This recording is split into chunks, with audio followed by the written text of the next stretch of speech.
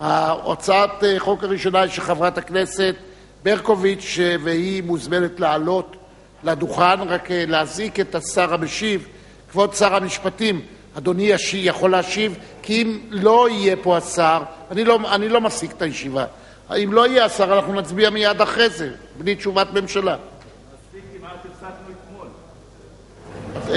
להפסיק, אם היה צריך להפסיק, עשית בדין.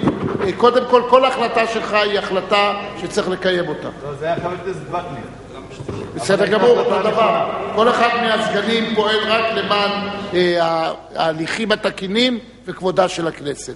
ואני מברך אותם, חבר הכנסת מג'אדלה, ומודה לכם על פעולתכם, חברת הכנסת אורלי לוי אבקסיס וחבר הכנסת וקנין ושאר הסגנים.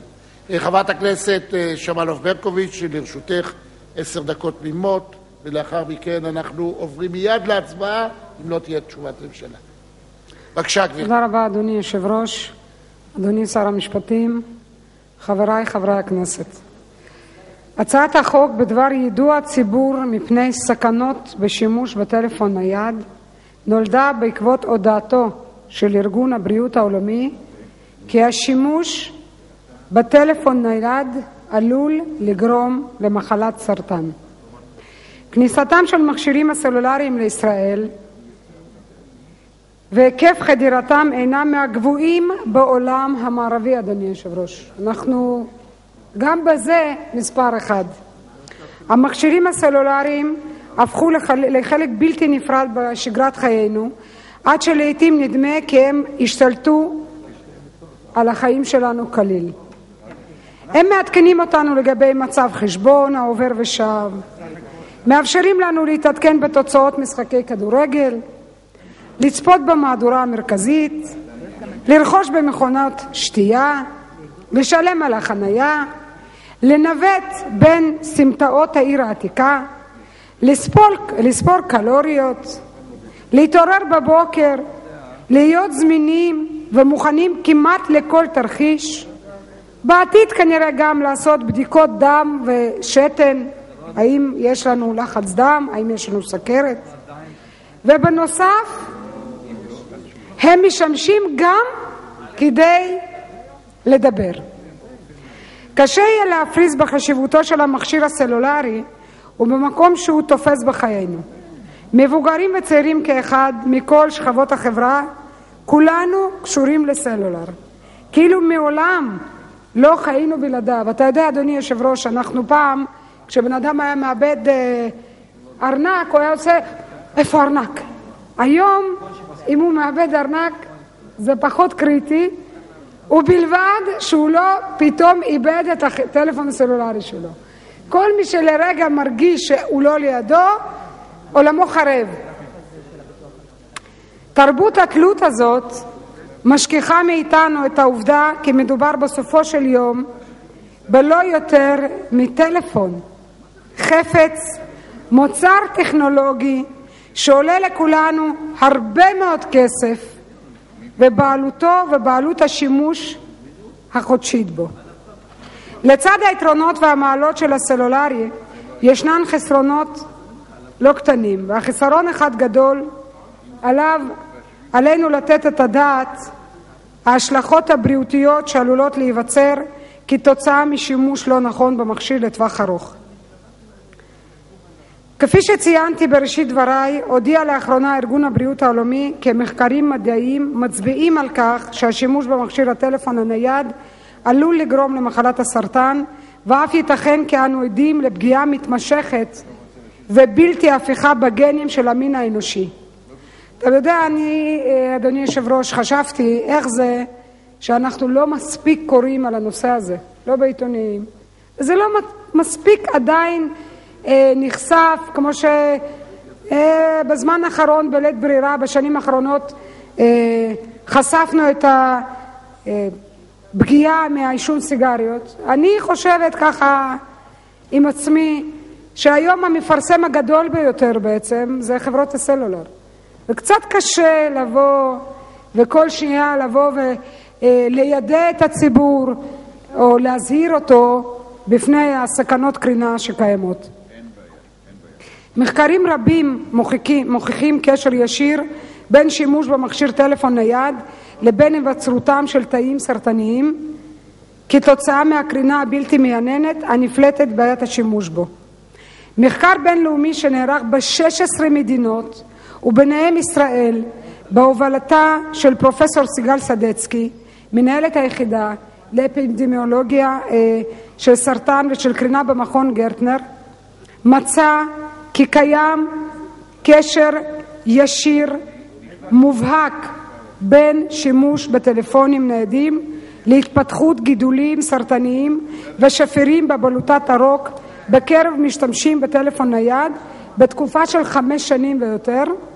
נצפתה עלייה של 34% בסיכון לפתח גידול בצד בו נהגו המשתמשים להחזיק את הטלפון הנייד. אנחנו יכולים להתנהג כאילו זה לא שייך לנו ולי זה לא יקרה, אבל כולנו, כולל אתה, כולל פה, כל חבר כנסת שיושב, אנחנו מחוברים לטלפון ולא מספיק מודעים לזה. אני חייבת לומר שמשרד המשפטים, אדוני שר המשפטים, התנגד או לא כל כך אהב את ההצעה על אף שהיא עברה בוועדת שרים, כי הטענה הייתה שזה עוד לא הוכח ב100%. ואני לא רוצה לחכות שזה יוכח ב100%.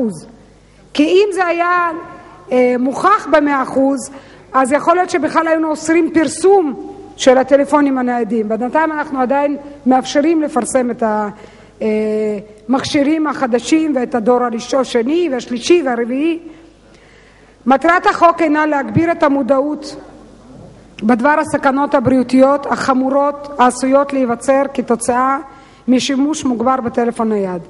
החוק מציע מספר צעדים על מנת ליידע את הצרכנים בדבר הסכנות הטמונות בשימוש מופרז במכשיר ותעודד צריכה נכונה ושימוש נכון במכשירי סלולר, בעיקר, תשימו לב, בקרב ילדים עד גיל 16. ובכלל זה חוק מחייב את חברות הסלולר לפרסם וליידע את הציבור הרוכשים בדבר הסכנות המיוחדות בקרב הגילאים הצעירים. אתם יודעים שאנחנו כולנו עדים לכך שיש מין איזושהי תחרות בין ההורים מי האבא או האמא הטובים שרכשו לילד שלהם בן 7 אייפון. והילדים היום מסתובבים בבית ספר עם אייפון. זה מכשיר יוצא מן הכלל, הוא באמת עוזר לכולנו בחיי יום-יום, ואנחנו נורא מחוברים עליו. אבל איפה האחריות של אותם הורים? למה הם לא מבינים כשילד קטן מחזיק את הדבר הזה ומבשל לעצמו את המוח? איפה ההורים האלה? הם יודעים, אבל הם לא מספיק יודעים, ובגלל זה הצעת החוק הזאת, אני חושבת שהיא אחת ההצעות החשובות ביותר שוועדת השרים קיבלה החלטה ביום ראשון הזה להעביר אותו, ואני מקווה שאנחנו נעביר אותו בהקדם, כמה שיותר מהר.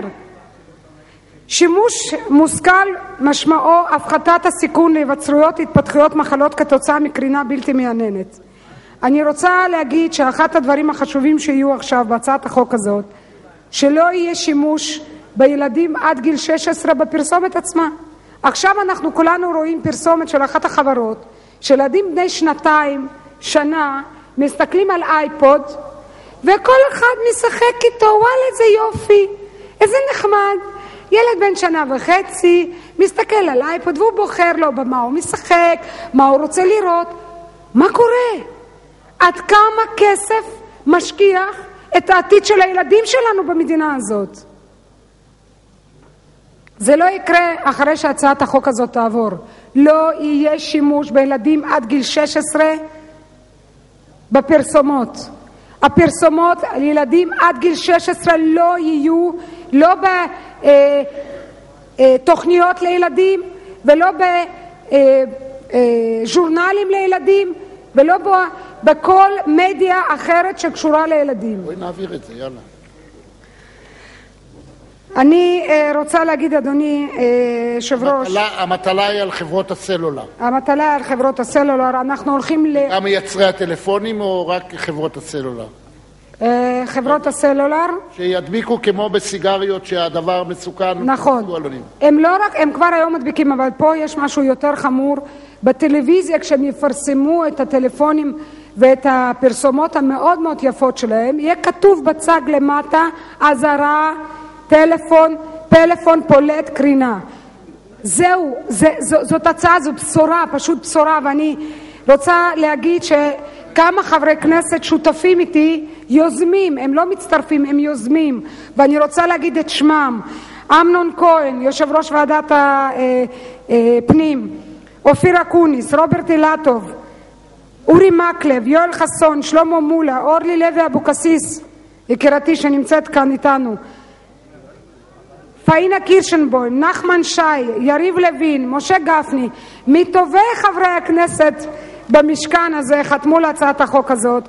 אני רוצה להודות לכולם, ואני מאוד מקווה שאנחנו נעביר אותה בקריאה שנייה שלישית בתוך חודש ימים. תודה רבה. רבה. אין פה עניין שמישהו צריך לתת להם שירות.